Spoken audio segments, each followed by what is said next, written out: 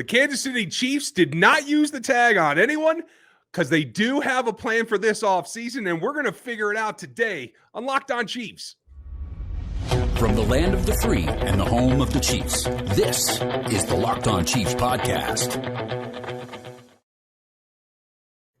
Welcome back, everybody. This is Locked On Chiefs, part of the Locked On Podcast Network, your team every day for free on every platform made by man, and maybe some that aren't. Think about that.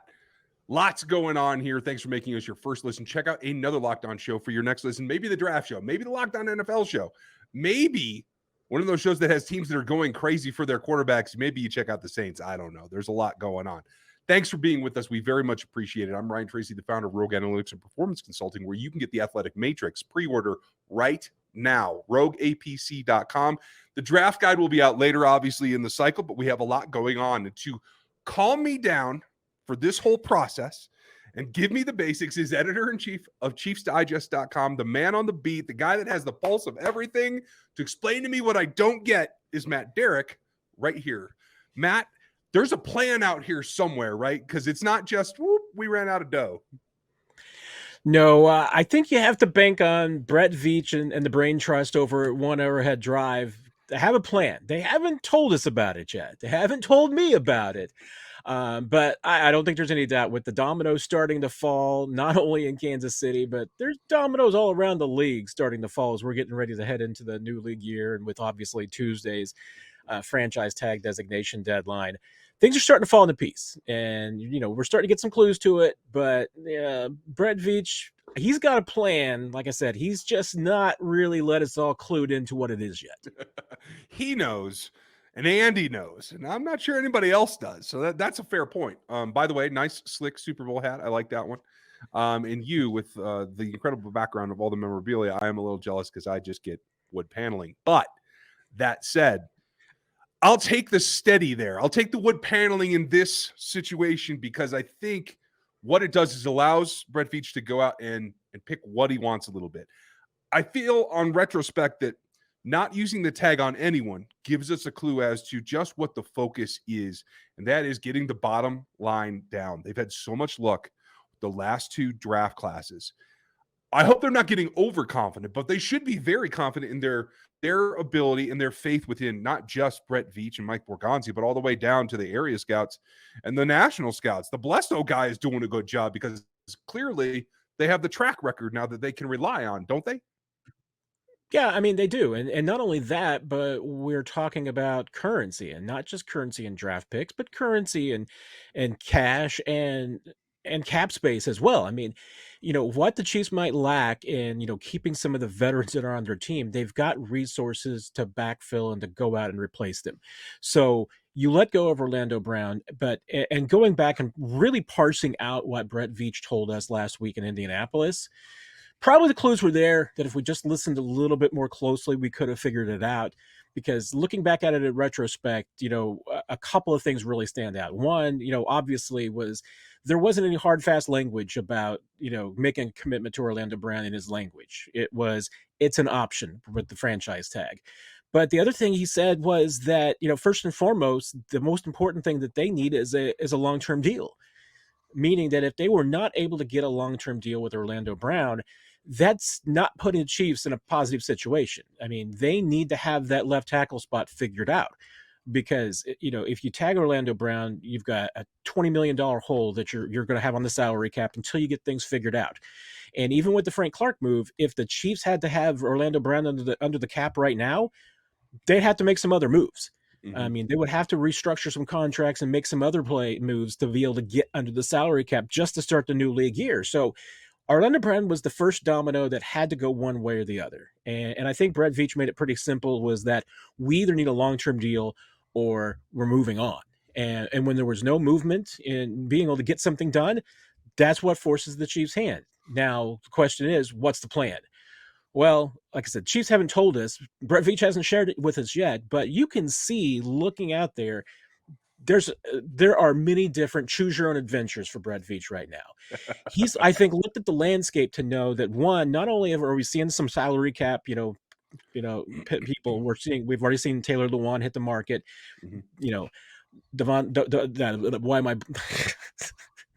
blanking Smith, on yeah, Donovan Smith. I guy. always want to call him Devontae Smith.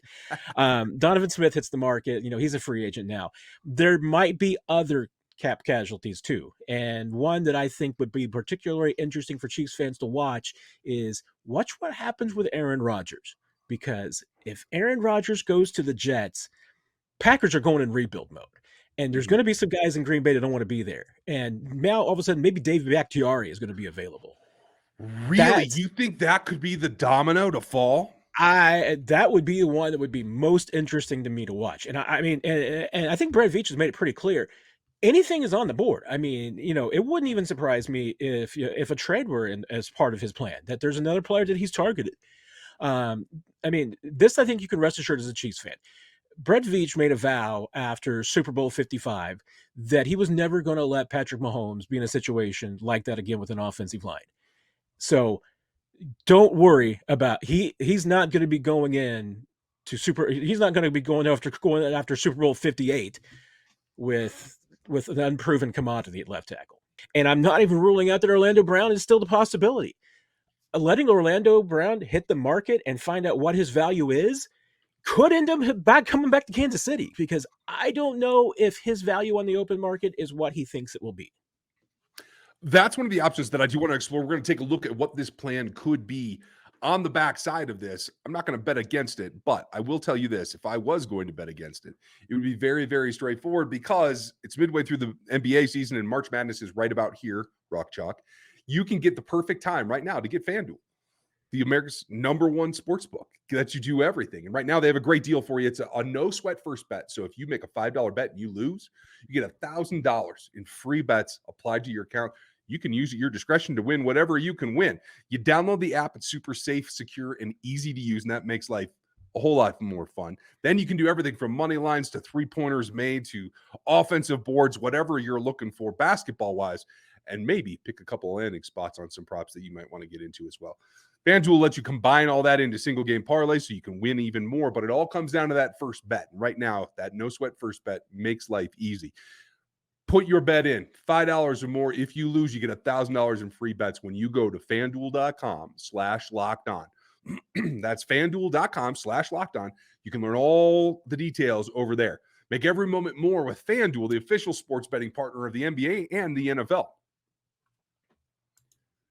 Now, we have plenty of things that we have to go over. That was one of the options. I was going there yesterday. I'm glad to hear that you're still on that track, because I agree. From what you said last segment, and folks, this is Matt Derrick from ChiefsDigest.com. You can get his work over at ChiefsDigest.com, because that's why it's called that. But I think the funny part is, I agree with you. The only person that doesn't seem to understand that he may be reaching for the stars here is Orlando Brown, and maybe his representation. So in terms of like a percentage, if you were to put it on it, how much do you think that he goes out there and is looking for that 20 million plus mark? What's the percentage that you think he gets it from another team? I mean, it's the level that is interesting to me. I mean, I certainly think that I think there's probably would be more than one team that would be willing to go to 20 million plus, for Orlando Brown over a term.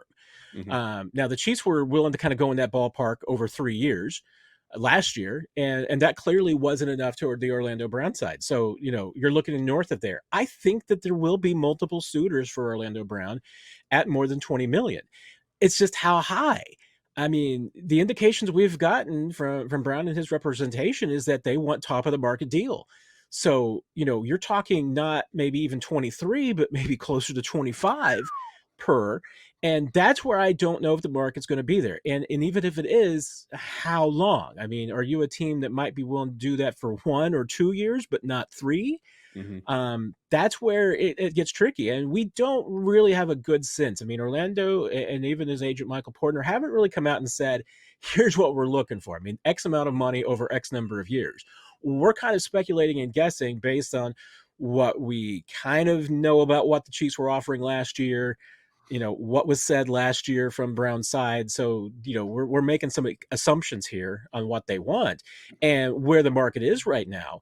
But yeah, I mean, if Orlando is looking for something along the lines of 60 or 70 million guaranteed over 3 years, I don't know if it's going to be there or not. And if it's not, and suddenly the Chiefs offer is, fairly, comparative, or at least what the Chiefs last had on the table, does Brown come back? I mean, that's the question. And we don't have the answer to that yet. But I think it's a decision that would be made pretty quickly in free agency. I think Orlando Brown will know in the first 48 hours of the tampering window whether or not he's going to have that money that he wants there. I kind of feel like that too. And if it does work out and basically you get Orlando back at this last year's salary or less, I think that could still work for the team. But I do think the better option is what they're kind of setting up right now with roughly 17 million in cap space, thanks to Frank and thanks to not putting the tag on. Looking for the draft capital to do that and looking to plug other holes in free agency.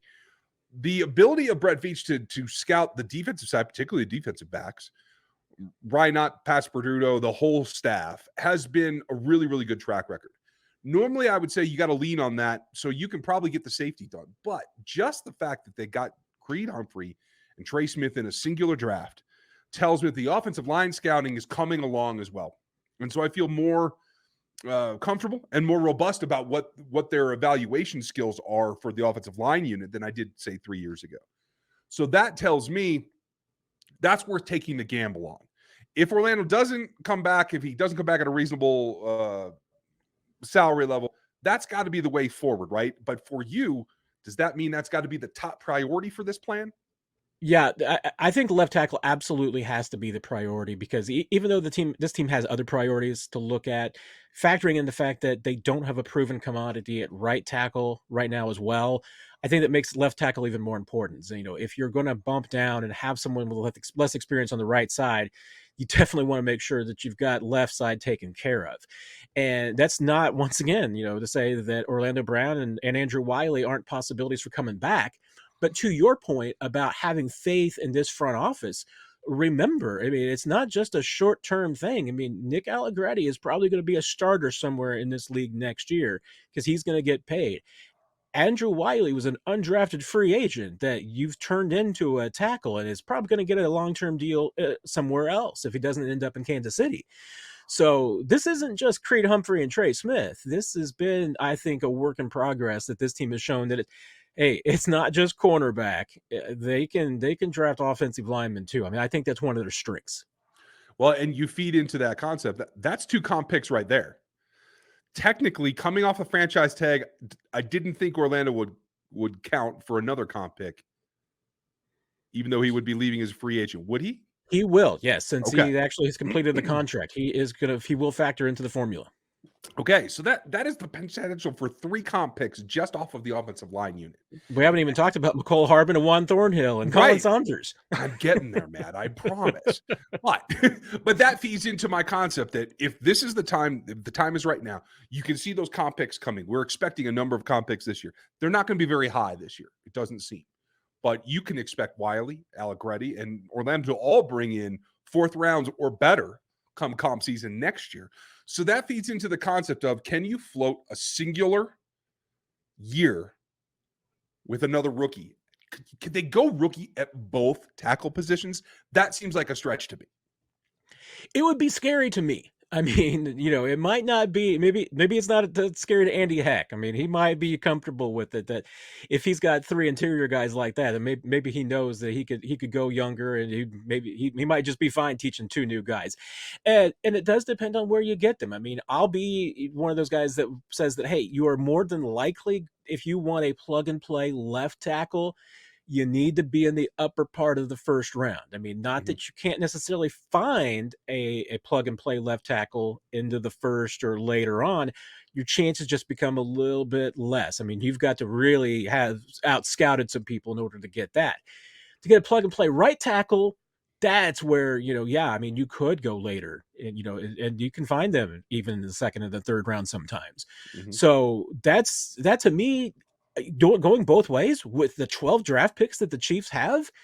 Yeah. I mean, one possibility with 12 draft picks, which we think they're going to have once the compensation picks come out later this month, the Chiefs could absolutely move up from 31, and there's going to be options further down the draft too.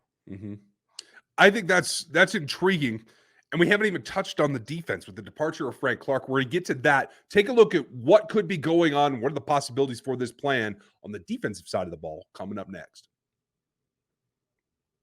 Okay, Matt, we got through the offensive tackle, and we're probably just scratching the surface because things will change tomorrow, but that's the way that it goes. Some flowery and quite frankly, honestly, nice words from the organization today for Frank Clark, whose departure seems much more final. I don't know that there's even a chance at a reduced salary if Frank would be welcome back at this point. I wonder if that is part of the general plan, that you just got to get younger at that position too.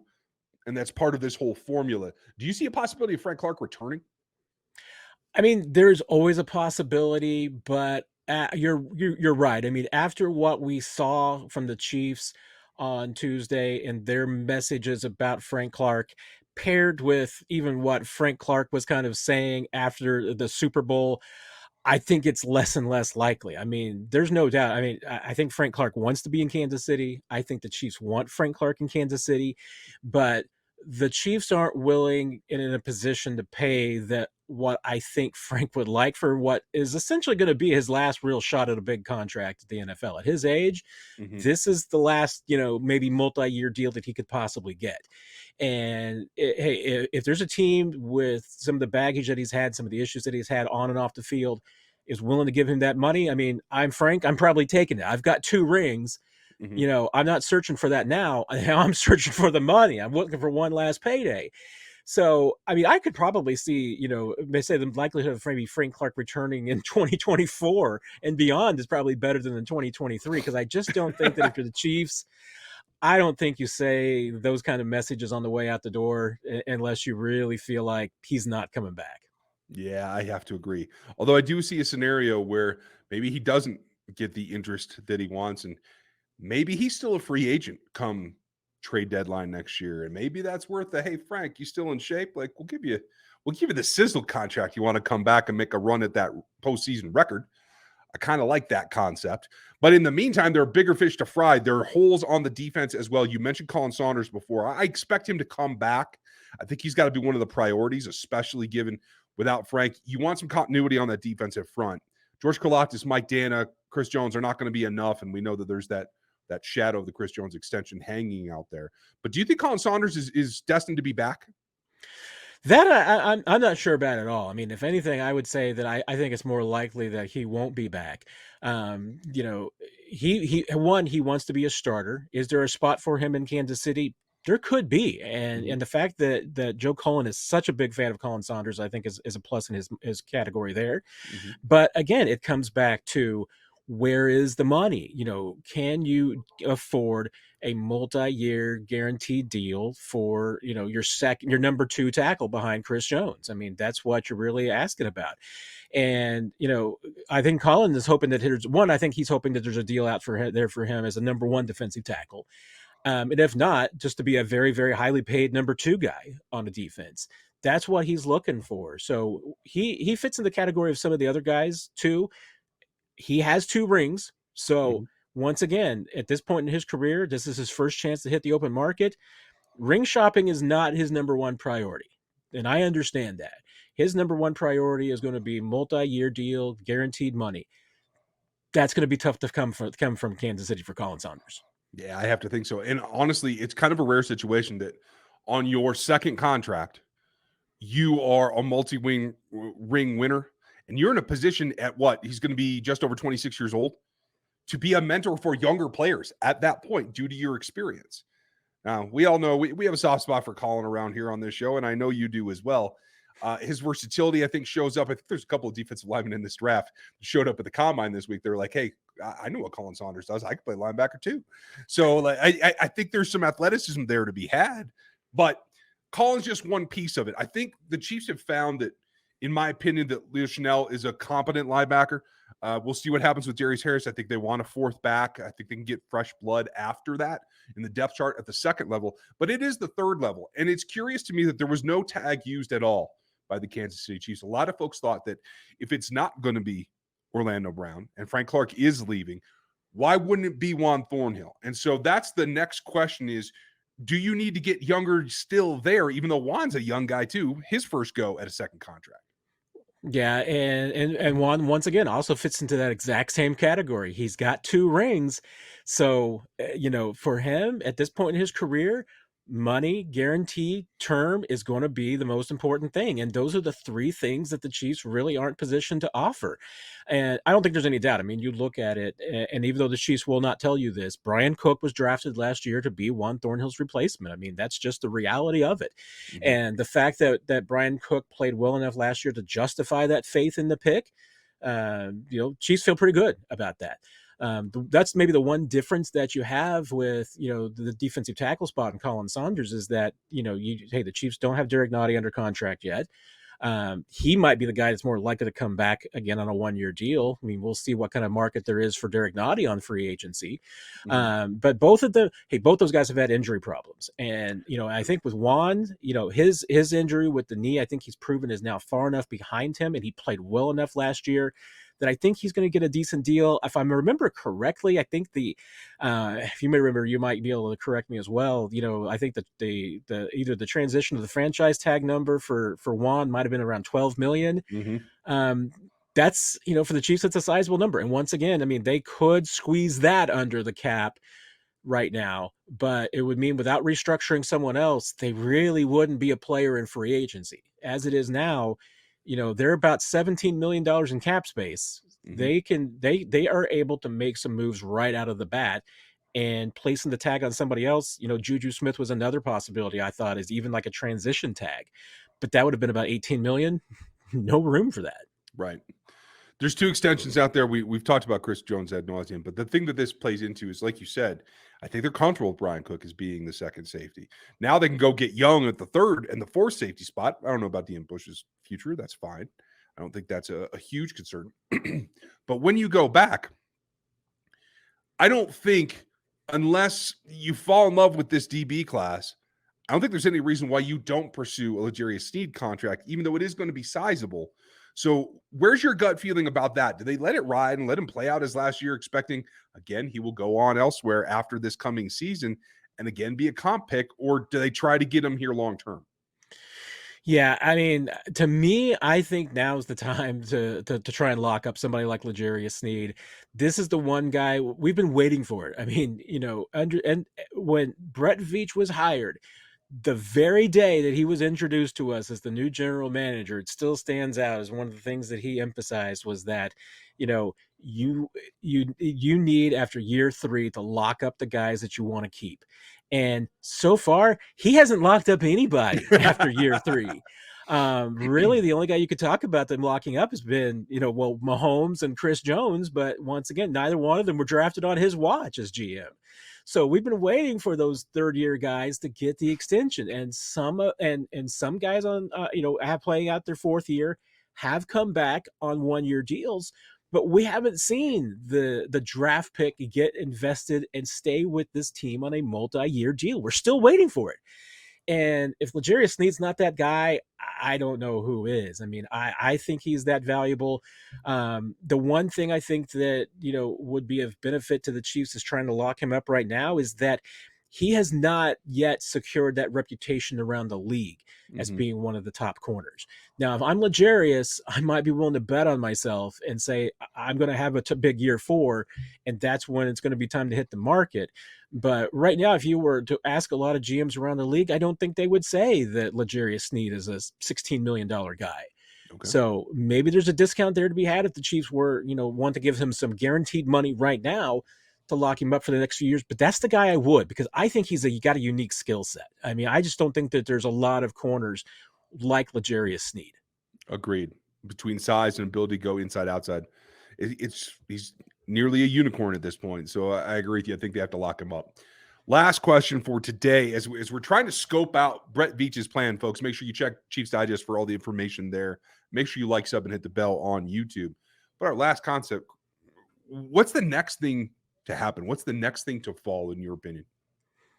Yeah, I mean, it's obviously it is restructure season, and and no evidence yet that the Chiefs are really actively getting be a part of that. This would be one of those years that I think you would look at restructuring Mahomes' contract. That was not something that they did last year, Mhm. but looking at the way that his contract is structured, it's kind of set up a little bit more to do that this year. Remember, he had a $1.5 million base salary last year and the $27.4 million roster bonus. Both those go up this year by about $12 million. So, yeah, his cap number will be higher this year. There's an opportunity to move some money around. Cap number's $49 million this year. So you move some of that roster bonus into a signing bonus, you can kick it down the curb spread it out over the next 5 years and get a lot of money that you can spend in some places. Because, I mean, as much as we talk about the Chiefs being able to be players in free agency right now, that does remember the salary cap only counts top 51 contracts right now. Then Mhm. the Chiefs have to be ready for the regular season. So Right. there's two waves of it. But I'm not expecting a whole lot of other dominoes between now and Saturday. Saturday is going to be when the maybe I'm off on my day here. I'm trying to remember count backwards. I guess Sunday is going to be when at noon Sunday. Thank you. Is when the period where you can start negotiating with prospective free agents starts. So, that's probably the next time that we're really going to start hearing something hot and heavy is, we'll start hearing the rumors about who the Chiefs are contacting starting on Sunday. The deadline, new league year, everything 3 p.m. Central Tuesday is when you can shoot off your fireworks and start celebrating. It's coming. Oh, it's coming. So seems like the Chiefs have done most of their early dominoes with Orlando and the Frank Clark decisions. We'll see between now and Sunday if there's any fireworks. I would expect it to be pretty quiet in Kansas City, but once the free agent tampering period starts, then it'll start getting hot and heavy. Yeah, I can imagine. More of that coming this week, folks. We're going to give you all the information we can. Make sure you check out rogueapc.com and get the Athletic Matrix. It's on pre-order now. The draft guide is coming as well. I think it's going to be an interesting year. There's a lot of outliers in this class, and I've got some very interesting results already rolling. So thank you. We'll get that to Matt, and we'll get Matt's input on it as well. So thanks for the time today, Matt, and setting us straight on what we can maybe expect of this Brett Veach plan. Going to be a busy month. Cheers, folks. Thanks for spending your time with us today. Make sure you like, sub, and hit the bell on YouTube and get subbed over on those audio platforms. We appreciate you very much. And we'll be back with you tomorrow.